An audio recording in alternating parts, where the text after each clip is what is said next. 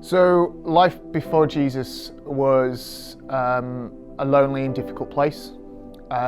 It was full of questions, full of difficult moments, and full of anger.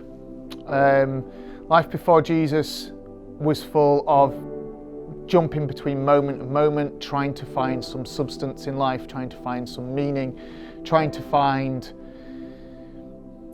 some sort of peace within myself, that no matter what I went through, no matter where I was, no matter how much money I spent, no matter what travels I won, no matter what excitement, I was still searching. I was still trying to find that peace. I was still trying to find that meaning, that sense of my purpose and who I was and what I was. So it was a lonely and quite desolate place. Before I met Jesus, life was very chaotic. I was always searching for something. There was something missing. I had an idea from a very early age that God existed, but I wasn't sure about Jesus. So I searched, I looked at Buddhism, I looked at Hinduism, I went down the pagan New Age path, but did a bit of witchcraft, tarot cards, all that sort of thing. But it never really hit the spot. It was just didn't feel right. There was still something missing.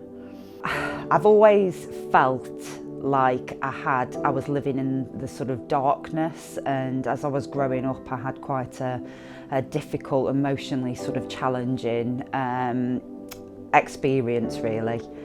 I was at a Catholic school, I was doing all the right things, but I just felt different, never really felt connected. It was, I was always searching for something. And then as I sort of moved into adulthood, I had a few sort of significant issues that have happened to me during the years. I've struggled with mental health. There's been sort of various suicide attempts. I've also struggled with fertility issues. I've had ectopic pregnancies. I've had miscarriages. Just numerous things. It always felt like there was one thing on top of the other. In 2006, my daughter was diagnosed with leukemia, and at the time I was absolutely furious. How could God let my child get cancer when I was trying to find him? I was doing my best, and yet this still happened. So 2019, as the year went on, my life unravelled. I got myself into quite a dark and difficult place personally. I did things and said things and behaved in ways that are incredibly difficult to even talk about. And I was invited to Alpha in January of this year, and as Alpha has kind of gone on and the discussions we've had, my time and my understanding and my peace has kind of come through, and Alpha has kind of supported me on that journey. It's made me go back to understanding what the Bible is and what the Bible is saying to me now.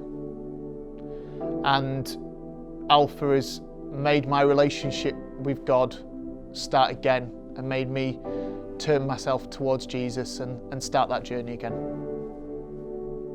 So December 2019, following quite a difficult personal period again, I was invited to come to the Vineyard, and I didn't know what to expect. I was just told by somebody that this was a place where you walked in and people were happy, and happy because they'd got God. And I thought, right, I'm going to give this a go. So I attended the church when the nativity service was on, and it just filled me with just a true joy. You know, seeing children so happy, seeing the personality actually of the church.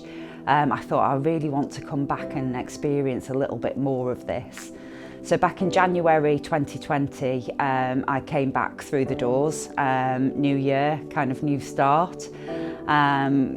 Something overwhelming actually happened that day. The sun was shining through the windows. John was up there talking about this thing that I've been desperate to find.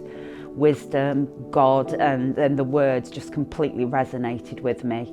And at that moment, I can only really describe it as a powerful thing came through my system, and I was just full of tears.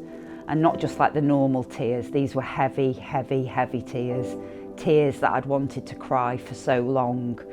And I just felt overwhelmed with this joy, and this kind of sort of thing went off in my head that the answer was here in this church. Christianity was always in the background. I got to a point where I was pretty certain that God existed, but I was trying to find somewhere that I could call home.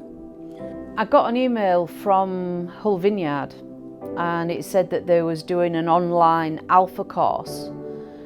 And if I'm really honest, if it had been one where you have to go in and meet people face to face, I probably wouldn't have gone. But this one was online, it was Zoom, and so I decided I'd give it a go. So I actually did the alpha course on Zoom, met loads of lovely people, and it was during that time, and I don't know when it was, I don't know what it was that happened, but at that time, all of a sudden, I didn't need any of the proof anymore. I knew Jesus was real. I knew he wanted me. I knew he loved me. And I knew that I had to get baptised, and that was the end of it. And it was absolutely amazing. So since I've met Jesus, my life is full of light. I can't say every day is absolutely, you know, wonderful. Some days are challenging. Some days are, you know, particularly put you under pressure. I mean, I was searching for meaning and purpose in my life, and I now actually feel like I have that, and I'm confident in talking about this to everybody around me, whether it's in my workplace, whether it's in my friendship groups. You know, I mean, people see the absolute difference in me. It's still an ongoing journey, and there's still things that go wrong in life. Life is life, basically. But there is no more searching. There is the knowledge that God is there, that Jesus is there, and the hole that I always felt has gone. It's full.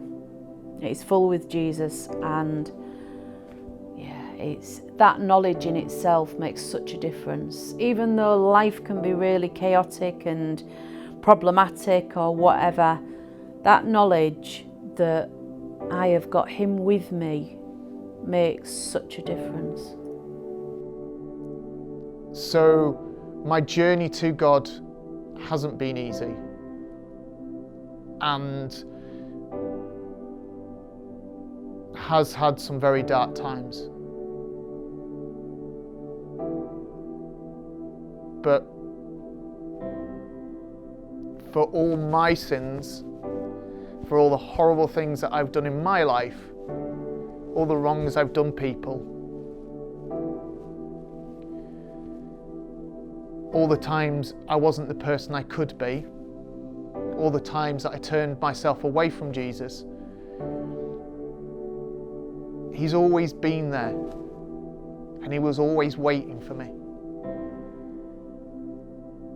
And when I turned to him, I wasn't faced with a lecture. I wasn't faced with "I told you so." I was faced with peace.